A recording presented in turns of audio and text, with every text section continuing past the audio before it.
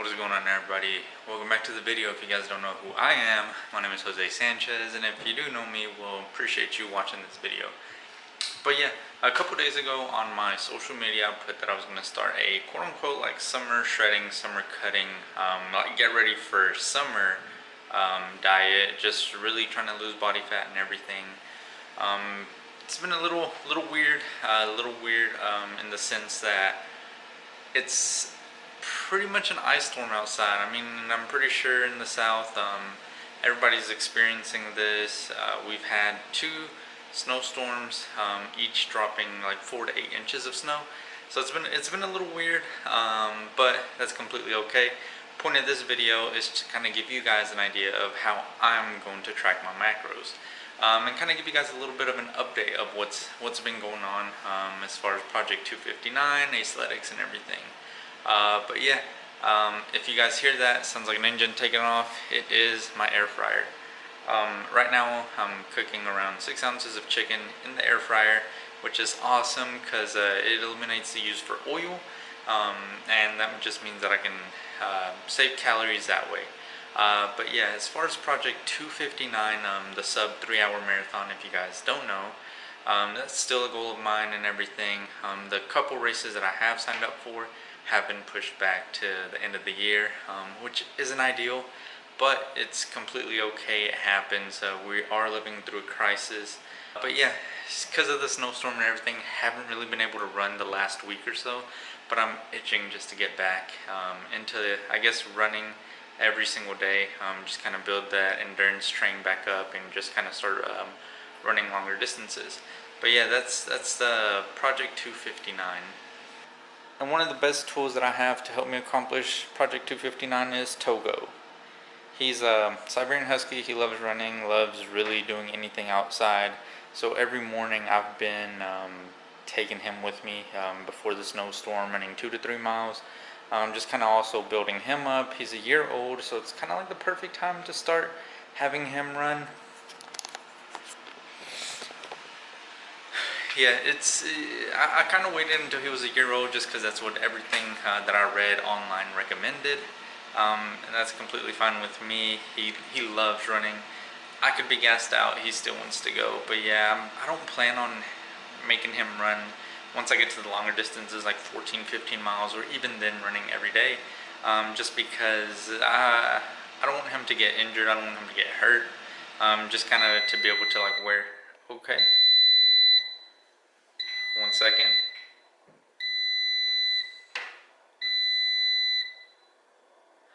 Just because I don't want him to injure himself or just kind of like wear himself out too early or too soon. Even though he is a husky, he is still a dog, and that's completely understandable. But yeah, let me show you guys how I'm going to keep track of my macros and the macros that I'm going to try to hit every single day and kind of bring down as I get closer to my target weight. And yeah, we'll just go from there. Okay, so this is the way that I calculated my macros. I'm pretty sure you can see it on camera, but regardless, I'm going to try my best to explain it. The way that I got this is through one of Christian Guzman's videos, which if you're into fitness, then you know exactly who I'm talking about. Regardless, it's going to be in the description, the link to his video, if you want a little bit better explanation. He does have a huge whiteboard to be able to do it, and I just did it in my notebook. But yeah, so my morning weight was 188 pounds, and that's a rough estimate. That's where I've been sitting at for the past few months. Completely okay with that. So what he did was kind of explain that you want to do 188 times 14, 15, or 16, or anywhere in between that. 14, you want to do 188 times 14 if you're a little bit more on the, I guess, sedentary side of a lifestyle. If you're sitting at a desk, working at a desk in front of a computer for like 8 hours a day, even though you do work out, you're not super active. And 16 just means that like you're running around all day for your job, picking up things, really just being super active on top of working out. So just kind of give you guys that range, 188 times 14 is 2632, so 2,632 calories, and then 188 times 16 is 3,008. So as you can see, there's a pretty big difference, about 400 calories. So all this is kind of like a rough estimate. And then you're just gonna have to track your weight every single morning for a week, and then just take the average just to see if you need to adjust anything, just to make sure that you're losing body fat or like pounds every week. But yeah, so what I went with was 2632 because most of the day I am sitting in front of a desk on the computer, or even after work I'm sitting in front of a computer kind of working on everything that I need to. And magic number, he said, was 500. You could do 300, you could do 200. Point is that the 2,632 calories are your maintenance calories. So that's kind of like what's going to keep you at your morning weight. But yeah, he said that you could do that and then just kind of adjust. So I just stuck with 500 calories, just made it a little bit easier. So that leaves me with 2,132 calories that I need to eat all day. So yeah, the one way to count how many grams of protein you need to eat is it could range anywhere from 0.75 all the way to 1.25. I personally don't think that you should be eating more than 1.25 just because I don't think your body is able to digest that much protein. But yeah, you want to do your body weight times 0.75 or 1.25. 0.75 being that you're a little bit, oh, give me a second. Okay, sorry about that. If you guys heard the pig, that was Togo. He wanted to play, but gave him a little treat in one of his toys. So shouldn't hear any background noise, but that's perfectly fine. So yeah, 0.75 is if you're a little overweight, if you're new to training, or if you're just like not the healthiest, if you haven't had the healthiest diet. And then 1.25 is kind of like if you're competing, doing like bodybuilding shows. If you do tons of cardio, if you have like sub 10% body fat, just because to hold on to more muscle, you have to be in a little bit more protein. But what I'm going to stick with is 1 gram of protein per pound of body fat or not body fat, per weight right now. That's just if you're in shape, around sub 20% body fat, and then if you can see some abs or something like that. So simply 188 pounds times 1 gram is 188 grams of protein. So then we get down to the fats. Fats, the way he explained it is just 0.3 to 0.4. So your body weight times 0.3 to 0.4. You want to do 0.3 if you like carbs, or 0.4 if you like fatty foods like nuts, peanut butter, etc. Or you could even do 0.35 if you're either or, and then this can be totally adjustable. Once we get through this, then you'll know how to do it, how to adjust your calories to kind of suit you better.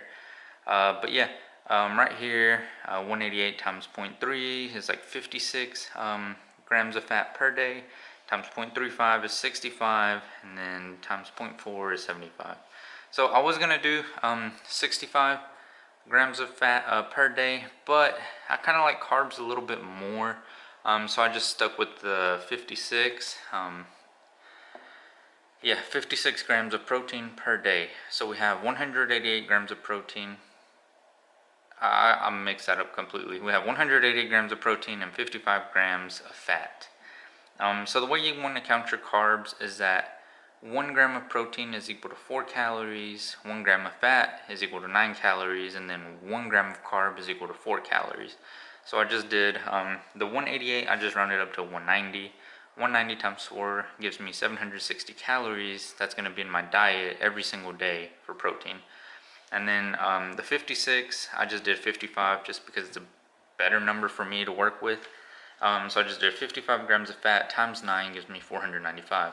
So if you guys remember, up here, the 2,132 calories that I'm going to eat to lose body fat, I just subtracted the 760 calories of protein and the 495 calories of fat, and it gives me 877 calories left over for the day.